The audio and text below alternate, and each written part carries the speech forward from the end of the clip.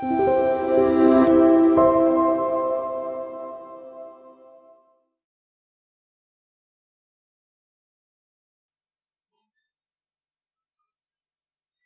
안녕하세요. 네, 이렇게 안식일 시간 자신의 또 시간을 구별하여 하나님께 드리기로 다짐한 모든 성도님들 위해 하나님의 사랑과 은혜가 가득하기를 간절히 기원합니다. 오늘은 오병이어 그 다음 이야기 생명의 떡이라는 제목으로 함께 은혜를 나누기를 원합니다. 본문 말씀으로는 요한복음 6장 45절부터 51절에 있는 말씀을 함께 보시겠습니다. 원래는 더 긴 내용인데 본문 내용으로는 짧게 해서 요한복음 6장 45절부터 51절에 있는 말씀만 제가 잠시 봉독하도록 하겠습니다. 요한복음 6장 45절부터 51절에 있는 말씀입니다. 선지자의 글에 그들이 다 하나님의 가르치심을 받으리라 기록되었은즉 아버지께 듣고 배운 사람마다 내게로 오느니라. 이는 아버지를 본 자가 있다는 것이 아니니라. 오직 하나님에게서 온 자만 아버지를 보았느니라. 진실로 진실로 너희에게 이르노니 믿는 자는 영생을 가졌나니 내가 곧 생명의 떡이니라. 너희 조상들은 광야에서 만나를 먹었어도 죽었거니와 이는 하늘에서 내려오는 떡이니 사람으로 하여금 먹고 죽지 아니하게 하는 것이니라.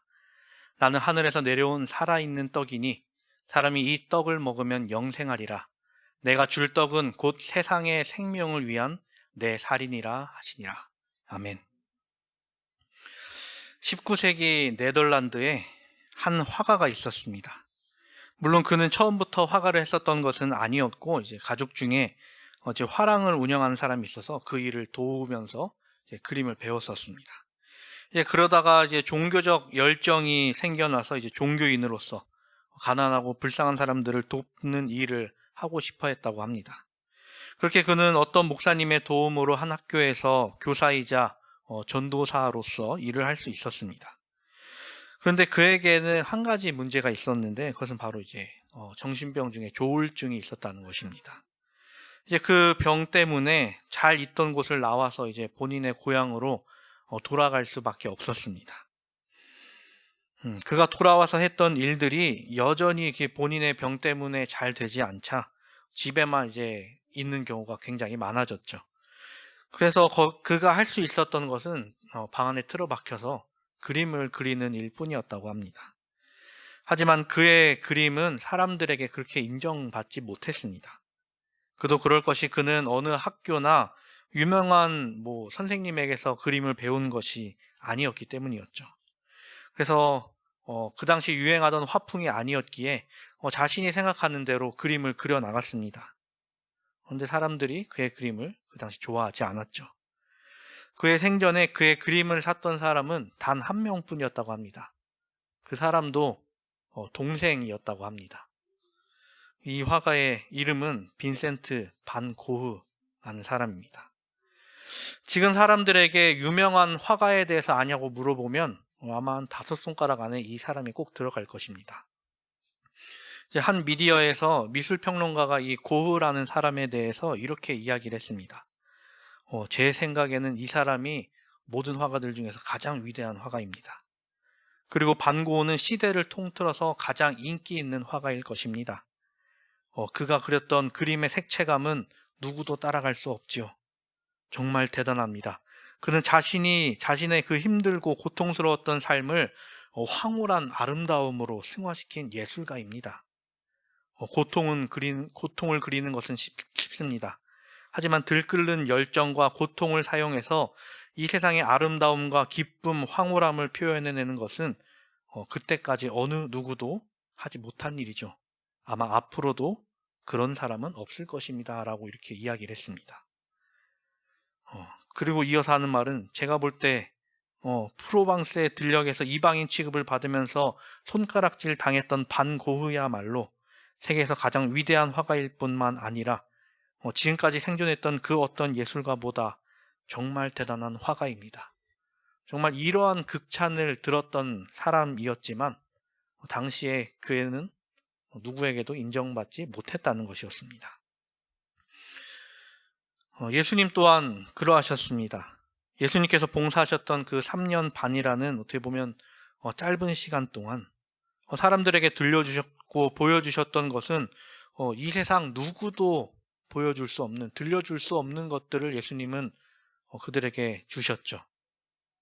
하지만 당시에 예수님을 직접 만났던 사람들은 그 예수님께서 그들에게 주신 것에 대한 가치를 전혀 깨닫지 못했었습니다.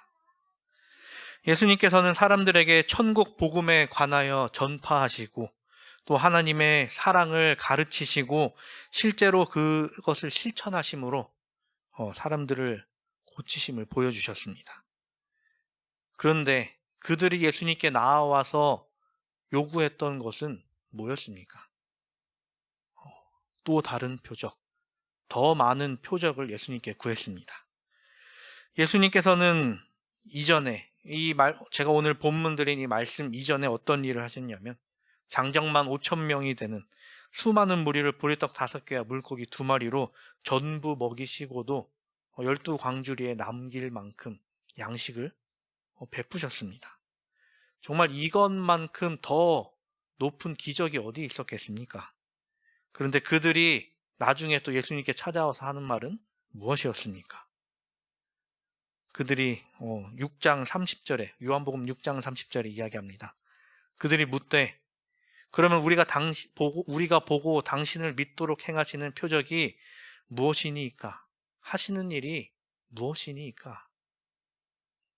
왜 이들은 이와 같은 질문을 했을까요? 네, 그것은 예수님을 믿지 않기 때문이었습니다. 이제 이와 관련하여 화이 선지자는 이렇게 이야기합니다.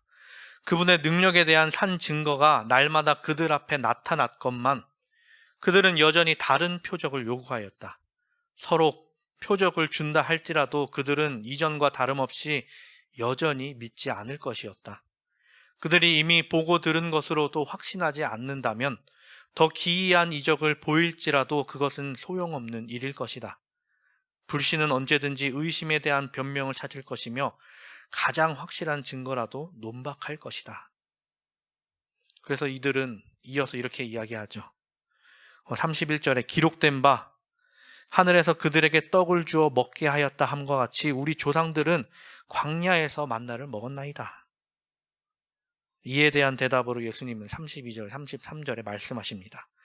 예수께서 이르시되 내가 진실로 진실로 너희에게 이르노니 모세가 너희에게 하늘로부터 떡을 준 것이 아니라 내 아버지께서 너희에게 하늘로부터 참떡을 주시나니 하나님의 떡은 하늘에서 내려 세상에 생명을 주는 것이니라. 만나, 그 만나는 이스라엘 사람들에게 있어서 정말 의미 있는 음식이었습니다. 그 출애굽 기간 동안에 그들이 굶주리지 않도록 해주었던 음식이었고 하나님께서 그들과 함께 하신다는 것에 대한 분명한 상징이었죠.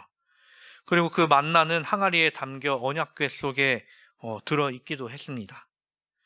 예수님 시대의 사람들은 만나의 맛을 전혀 알지도 못했지만 이 만나에 대한 동경심을 분명히 갖고 있었습니다. 그래서 예수님께서 그들에게 떡을 베푸셨을 때 사람들은 만나에 대해 예수님께 물은 것이죠. 그런데 예수님께서는 이 만나의 본질에 대해서 말씀하십니다. 이 만나란 하늘에서 내려 세상에 생명을 주는 것이다 라고 말씀하시죠.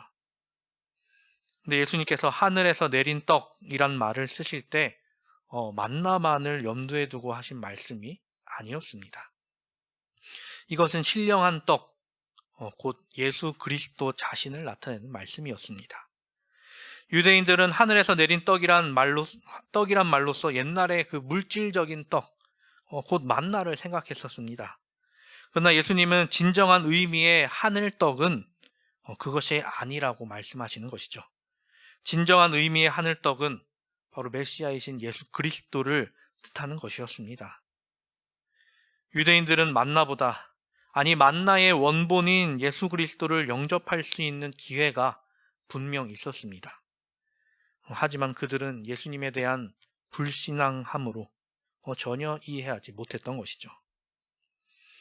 예수님께서 하신 이 하늘에서 내려 라는 말씀이 이 부분부터 해서 58절까지 총 7번을 말씀을 하십니다. 이 말씀은 그만큼 반복해서 말씀하실 만한 이유가 있는 것이죠. 그 떡의 특이한 성질을 예수님께서는 말씀하십니다. 첫 번째는 세계에 전부 내린다는 것입니다. 그것이 하늘에서 내려왔는데 한 곳에만 내린 것이 아니라 세상에 전부 내린다는 것이죠. 두 번째는 그것은 물질적인 것이 아니고 영원한 생명을 주는 것이다 라고 말씀하십니다.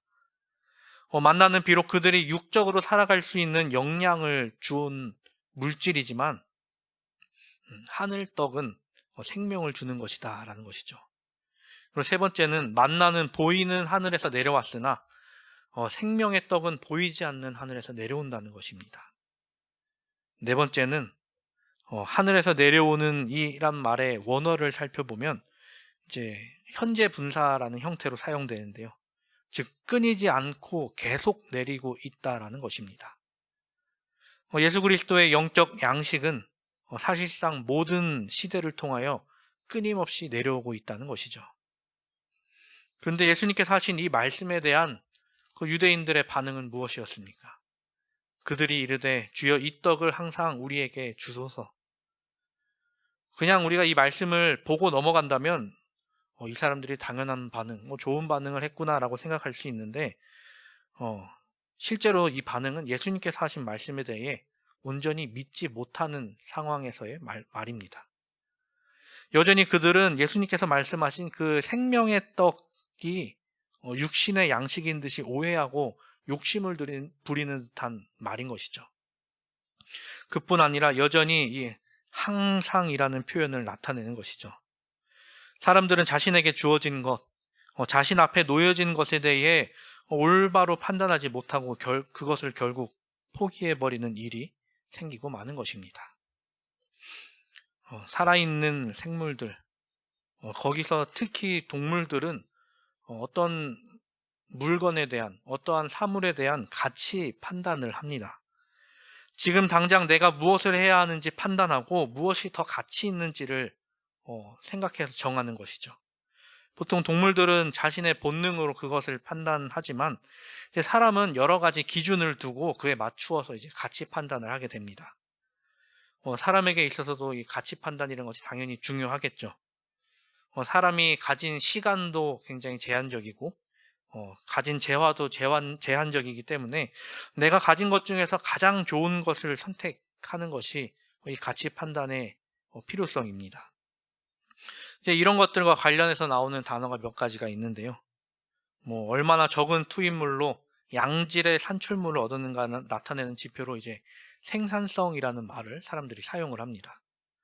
이제 더 나아가 이 생산량을 산출하기 위해 투입된 노동의 양과 생산량의 관계를 측정할 때 이제 노동 생산성이라는 말을 사용하죠.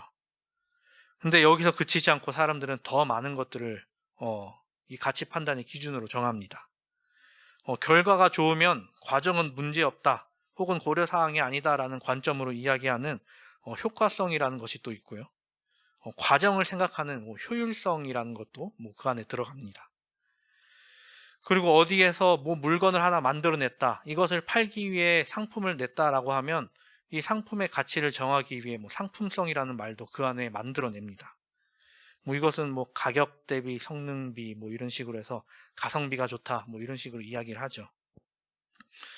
이런 것으로 물건이 지닌 값어치가 매겨지게 됩니다.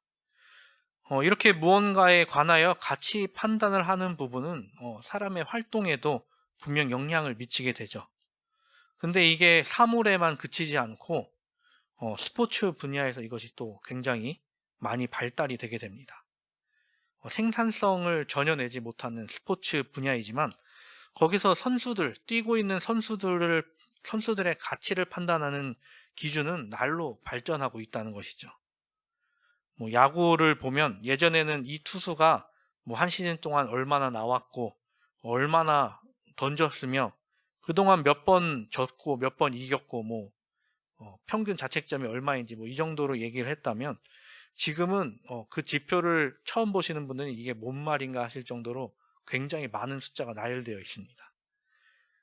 가장 대표적인 게 이 승리 기여도라는 것이 있는데 그 사람이 이 팀에 얼마나 승리에 기여를 했는가에 대한 지표를 사람들이 만들어낸다는 것입니다. 이렇게 많은 부분, 많은 영역에서 가치 판단의 기준을 세워놓고 사는 것이 사람입니다.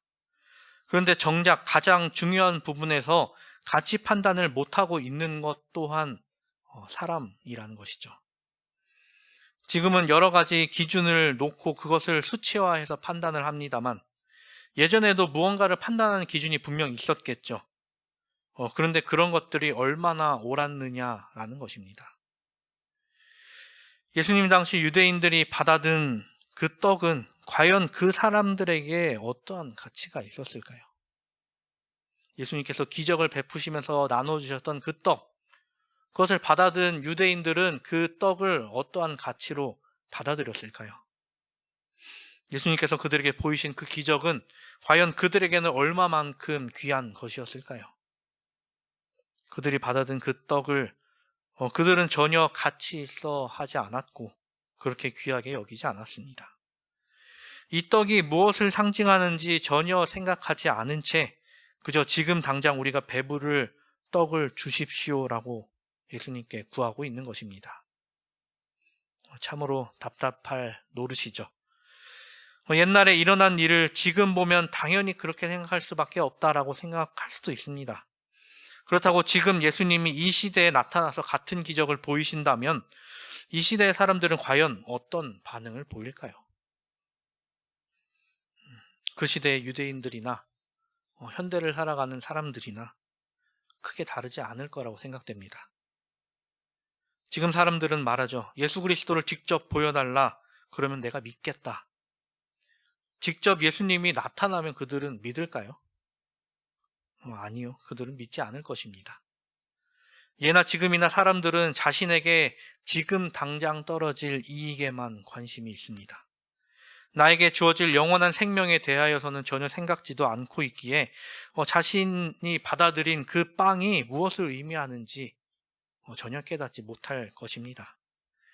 그들에게 예수님은 빵 한 쪼가리 정도밖에 안 되는 존재로 여겨지게 되겠죠.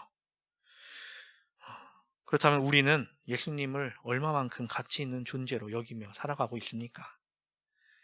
예수님께서는 우리에게 주시는 그 생명의 떡, 생명의 말씀들을 우리는 얼마나 가치 있는 것으로 여기며 살아가고 있습니까?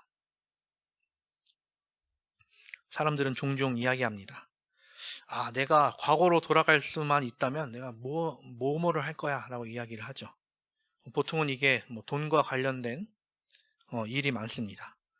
그래서 내가 과거로 돌아갈 수 있으면 비트코인을 살 거야.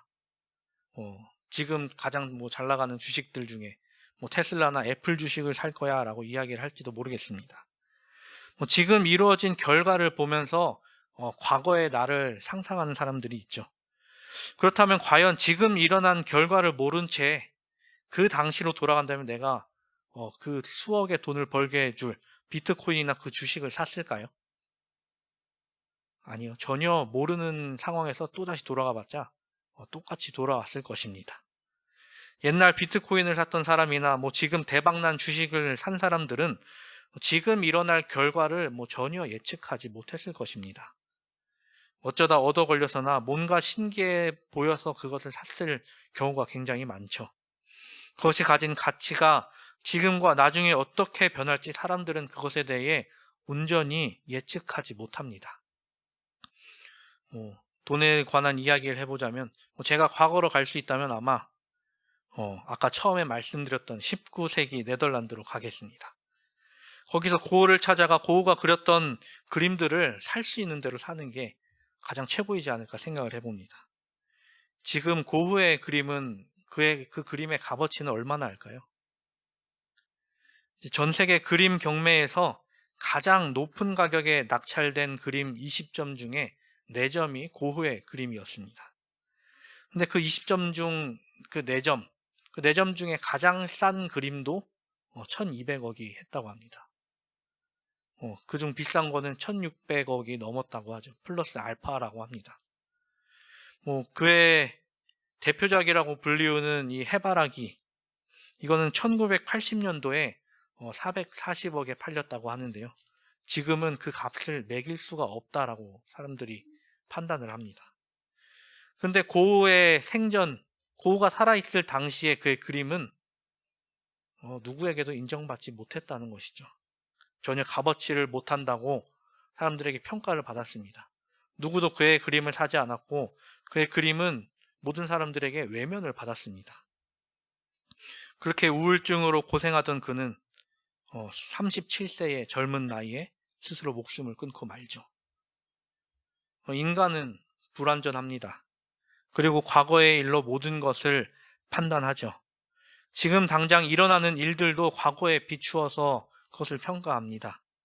미래에 어떤 일이 있을지는 전혀 예상치 못한 채 말이죠. 그런데 과거에 일어났던 일도 제대로 판단하지 못한 채 놓쳐버리는 일이 비일비재하다는 것입니다. 예수님은 오늘 본문에 말씀하십니다. 선지자의 글에 그들이 다 하나님의 가르침을 받으리라 기록되었은즉 아버지께 듣고 배운 사람마다 내게로 오느니라. 예수님께서는 이사야서의 말씀을 인용하시면서 하나님의 가르침을 받으라 라고 이야기를 하십니다. 그리고 하시는 말씀은 아버지께 듣고 배운 사람마다 다 내게로 오느니라 라고 이야기를 하시죠. 이 말은 무엇이냐면 유대인들이 성경을 보고 배우지만 정작 하나님의 가르치심을 받지 않기에 예수께로 나오는 자가 없었다는 것이죠. 분명 그 말씀을 하나님을 통해 그들이 배웠던 그 성경 말씀을 하나님을 통해 그 가르침을 받았다면 모를 수가 없는 일인데 예수님을 외면하고 있는 이유는 그들이 하나님으로부터 멀어져 있었기 때문인 것이죠.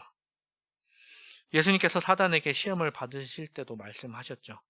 마태복음 4장 4절에 기록되었으되 사람이 떡으로만 살 것이 아니요 하나님의 입으로 나오는 모든 말씀으로 살 것이다 라고 말씀하셨죠. 이 말씀은 신명기 8장 3절에 있는 말씀을 인용하신 것이었습니다. 신명기 8장 3절의 말씀은 이러합니다. 너를 낮추시며 너로 줄이게 하시며 또 너로 알지 못하며 내 열조도 알지 못하던 만나를 내게 먹이신 것은 사람이 떡으로만 사는 것이 아니요 여호와의 입에서 나오는 모든 말씀으로 사는 줄을 너로 알게 하려 하심이니라. 만나를 주신 목적이 하나님을 알게 하기 위함이었습니다. 이스라엘에게 먹이셨던 그 만나는 그냥 음식에서 그친 것이 아니라 하나님에 대한 존재를, 하나님에 대한 그 가르침을 받게 하기 위한 장치였습니다. 그런데 이스라엘 백성들은 그것을 먹으면서 정작 깨닫지 못했고 하나님의 말씀을 먹지 못한 채 살아가고 있었던 것이죠. 하나님께서는 이스라엘 백성들이 하나님의 말씀으로 돌아올 것에 대하여 참 여러 가지를 통해 알려주셨습니다. 우선 만나를 통해서였고 두 번째는 성소 안에 있는 진설병을 통해 하나님의 말씀에 대한 중요성을 알려주셨습니다. 생명의 떡을 통하여 그들이 하나님을 믿는 믿음으로 돌아오게 하는 것, 그러한 장치들을 마련해 두셨었습니다. 하지만 그들에게는 그것이 무엇이 되었습니까? 전혀 그것에 대하여 깨닫지 못하고 그것에 하나님께서 하시는 말씀을 깨닫지 못한 채 그저 그것을 음식으로 받아들였기에 그들은 살 수 없었습니다. 예수님은 말씀하시죠. 너희 조상들은 광야에서 만나를 먹었어도 죽었거니와 이는 하늘에서 내려오는 떡이니 사람으로 하여금 먹고 죽지 아니하게 하는 것이니라. 굶주린 백성들을 위해 하늘의 양식을 내려주신 그 만나와 같이 예수님께서는 하늘로부터 오셨습니다. 정말 기적 그 자체였던 만나를 먹은 선조들도 모두 죽었죠. 그리고 예수님께서 나눠주신 그 떡을 받아들여 먹었던 사람들도 모두 죽었습니다. 그런데 그 만나, 그 하늘의 떡의 원본이신 예수 그리스도를 먹는 것, 믿는 것은 다른 결과를 나타낸다는 것입니다.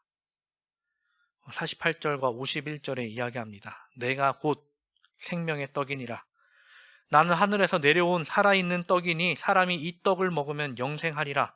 내가 줄 떡은 곧 세상의 생명을 위한 내 살이니라 하시니라. 사랑하는 우리 성도 여러분, 우리는 생명의 떡, 생명의 말씀을 어떻게 여기고 어떻게 하면서 살아가고 있습니까? 우리의 삶 속에서 그 생명을 진정 나타내면서 살아가고 있습니까? 화이 선지자는 시대의 소망을 통해 이렇게 이야기합니다. 그대는 그리스도를 따르는 자인가? 그렇다면 영적 생애에 관하여 쓰인 모든 기록은 그대를 위하여 기록된 것이며 그대 자신을 예수께 연합시킴으로써 얻을 수 있는 것이다. 그대의 열성은 시들어지고 그대의 처음 사랑은 식어가는가? 그리스도께서 주시는 사랑을 다시 받아들여라. 그분의 살을 먹고 그분의 피를 마셔라. 그래야 하면 그대는 아버지와 아들과 더불어 하나가 될 것이다. 이 말씀은 우리가 잘 알듯이 성만찬과 연관되어 생각할 수 있습니다. 성만찬에서 나타내는 떡을 먹는 것, 그 역시 우리가 예수 그리스도를 먹는 것이죠. 하늘의 떡, 생명의 떡을 먹는 것입니다. 그리고 그 떡이, 그 말씀이 우리에게 생명을 가져다 줄 것입니다. 그리고 나아가 우리가 기억해야 할 것은 고린도전서 11장 26절에 이야기하죠. 너희가 이 떡을 먹으며 이 잔을 마실 때마다 주의 죽으심을 그가 오실 때까지 전하는 것이니라. 예수님께서 우리에게 떡을 떼어주신 것 같이 우리가 받아든 그 떡을 다른 사람들에게 나누어 주는 것이 필요하다는 것입니다. 언제까지요? 그가 오실 때까지입니다. 우리 모두가 생명의 떡을 언제나 먹음으로써 그 영원한 생명의 길을 언제나 걸어나가는 우리 모든 삼패동교회 성도님들 되시기를 바라면서 말씀을 드리도록 하겠습니다.